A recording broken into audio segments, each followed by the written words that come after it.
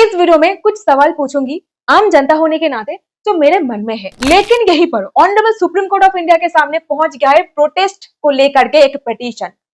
क्या कहा गया है, ये पत्र पिटीशन में क्या लिखा गया था और ऑनरेबल जस्टिस क्यों कहे कि please don't waste our time is precious, जानेंगे आज के इस वीडियो में। इसे असॉल्ट नहीं कहते सर, इसे कहते हैं। Shame on you, Delhi police. Shame on you. Supreme Court happens to be the custodian of the Constitution of India, and that's how Supreme Court is going to protect our constitutional rights. Sir, यही वो justice थे जिनका कहना था कि unemployed youth cockroaches की तरह system पर चढ़ जाते हैं, कभी एक्टिविस्ट बन जाते हैं, कभी यहाँ पर अटैक वहां पर अटैक। अभी आप क्या कर रहे हो? आप तो अपना ईगो को साइड में रख करके अपनी जुडिशियल माइंड को एक्सटेंड करने में बुरी तरीके से फेल करते हुए नजर में आ रहे हैं। According to constitution of India, fundamental rights के अंदर आप पीसफुल प्रोटेस्ट कर सकते हो और उसी के सिलसिले में इस मुद्दे का मेंशनिंग सुप्रीम कोर्ट के सामने की जा रही थी ताकि इस प्रावधान के अंदर एक डायरेक्शन दे दी जाए कि पीसफुल प्रोटेस्ट में कोई भी इंटरवेंशन नहीं। वो कहते हैं ना, जो गू खाता है गुर हजम नहीं होता है। बुरा लगा? अभी और सुनो प्रोटेस्ट में क्या हुआ है। असॉल्ट नहीं, सेक्सुअल असॉल्ट हुई थी। Not even a single instance मैं अपने कैरियर पर नहीं देखा है कि पुलिस अपना काम प्रॉपर तरीके से कर रहा है। ये भाग रही थी और इसकी बैक साइड पुलिस वाले की तरफ था और पुलिस ने क्या किया? पीछे से अटैक किया। इंटेंशनली, कैटेगोरिकली ये अटैक किया गया है। उनको पता था कि मुझे यहीं पर टारगेट करना है। शर्म कर लो यार। अबे क्या तुम अपने बहू बेटी घर वालों के साथ इस तरीके से पेश आते हो? देश के नेशनल कैपिटल में ये हो रहा है, ये तो सबसे ताज्जुब वाली बात है। पीछे से ना कावर्ड ही अटैक कर सकता है। प्रोटेस्ट साइड में लड़कियों के पीछे डंडे घुसाया गया, इनअप्रोप्रिएटली टच किया गया उन्हें और इस तरीके से हंस भी रहे हैं। यह है पुलिस। तो यहीं पर एक सवाल है, जब आप लोग 100 डायल करेंगे ये लोग आएंगे प्रोटेक्ट करने के लिए? यह है पुलिस। मान लो अगर कोई क्राइम अगेंस्ट वुमेन हुआ है, ऐसे पुलिस ऑफिसर रजिस्टर करेंगे एफआईआर जहां पर पुलिस खुद भक्षक बनकर के बैठा हुआ है। आदमी जाए तो जाए कहां, करे तो करे क्या? पुलिस का ये जो रवैया था, ये जो बर्बरतापूर्ण आचरण था, ये पुलिस की इतनी औकात नहीं है कि खुद करने लगेंगे। ऊपर से ऑर्डर आया था, इसीलिए ही लाठीचार्ज की गई, टीयर गैसेस बरसाई गई, बैरिकेड्स पर करंट का इस्तेमाल की गई थी और इसके साथ ही साथ इस्तेमाल किया जा रहा था इलेक्ट्रिक बेल्ट ताकि बच्चों को शॉक दिया जा सके। कुछ इस प्रकार से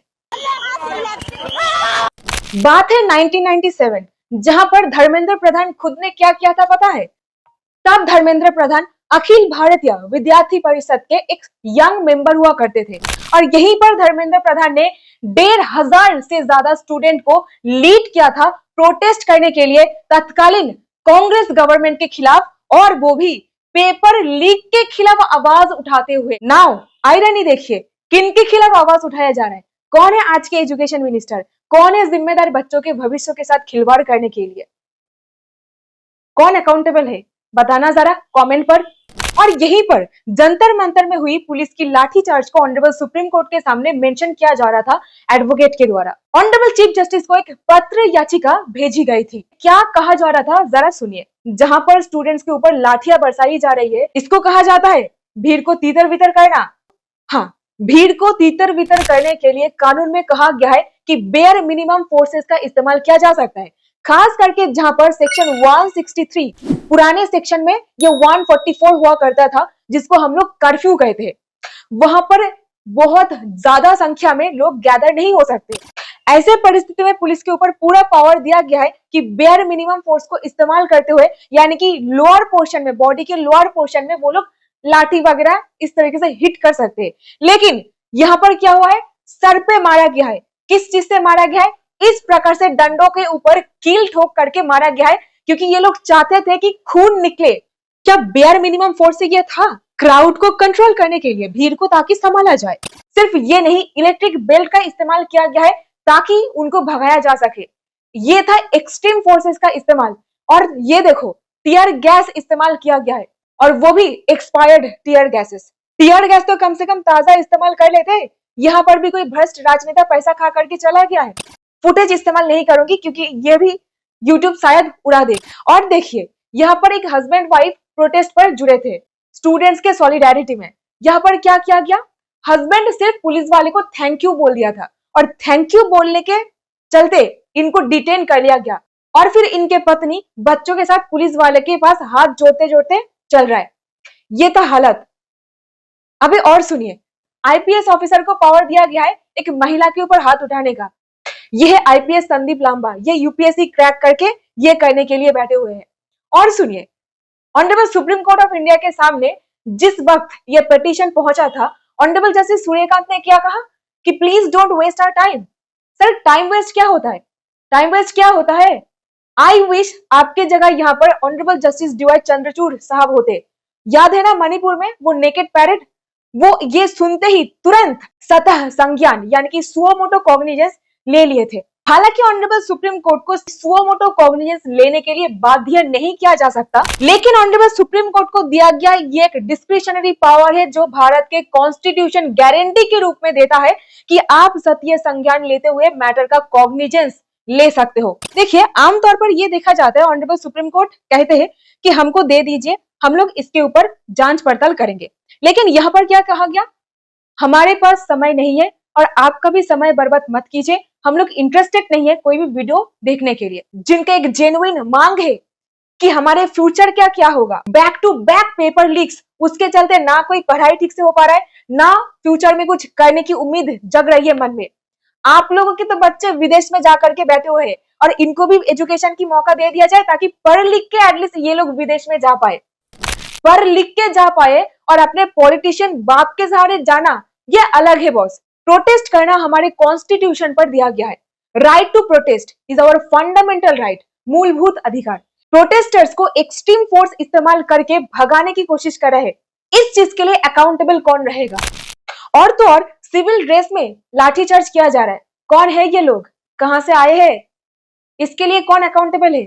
वारे दिल्ली पुलिस, अभी आपके पास मतलब कोई ऑप्शन नहीं रह गया है, बाहर से गुंडा बुला करके लेके आना पड़ रहा है आपको।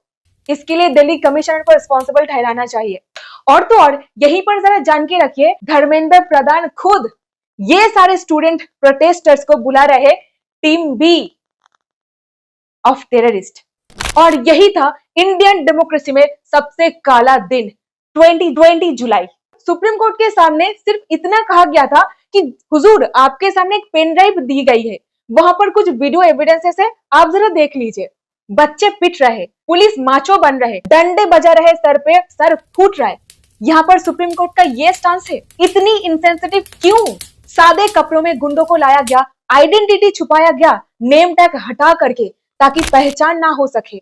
लेकिन वीडियो में तो कैद हो गया है इनका फेसेस, क्या इनके खिलाफ कोई एक्शन होगी? एक जेन्युइन सवाल है आम जनता होने के नाते। कॉकरोच जनता पार्टी ये कोई पॉलिटिकल पार्टी अभी तक तो नहीं बना है, लेकिन ये एक प्रेशर ग्रुप है। मैंने अपने स्कूल पर पढ़ी थी कि प्रेशर ग्रुप एक साउंड डेमोक्रेसी के लिए अच्छा होता है। सरकार को सवाल पूछा जा सकता है, सरकार के ऊपर कुछ कुछ मामले में प्रेशर बनाया जा सकता है ताकि सरकार देश के आम नागरिकों के प्रति जवाबदेही रहे। कॉन्स्टिट्यूशन पर लिखा गया है, we the people of India, sovereign socialist secular democratic republic. So republic है हम, कोई राज राजा की गद्दी नहीं दिया गया है बैठाने के लिए, आपको बाकायदा इलेक्ट किया जाता है।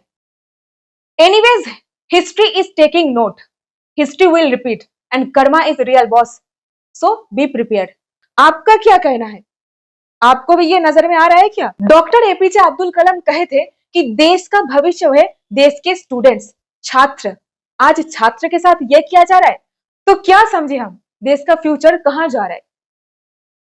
और सुनिए, कुछ कुछ मीडिया रिपोर्ट्स के हिसाब से यहाँ पर देखने को मिला है कि पुलिस वाले खुद गाड़ी के कांच तोड़ रहे ताकि ब्लेम प्रोटेस्टर्स के ऊपर डाला जा सके। वीडियो में कैद भी हुआ है, सच ए शेम। और तो और पुलिस वाले यहाँ पर खुद पत्थर फेंक रहे थे, ऐसा भी दृश्य सामने नजर आया है। तो ये बर्बरतापूर्ण आचरण के लिए कौन अकाउंटेबल है? आम जनता को ये जवाब कहां से मिलेगा, कौन देंगे? ये कैसी रवैया है भाई? And that's how you are gonna call yourself custodian of the constitution of India, that's how you are going to call yourself संविधान के रक्षक।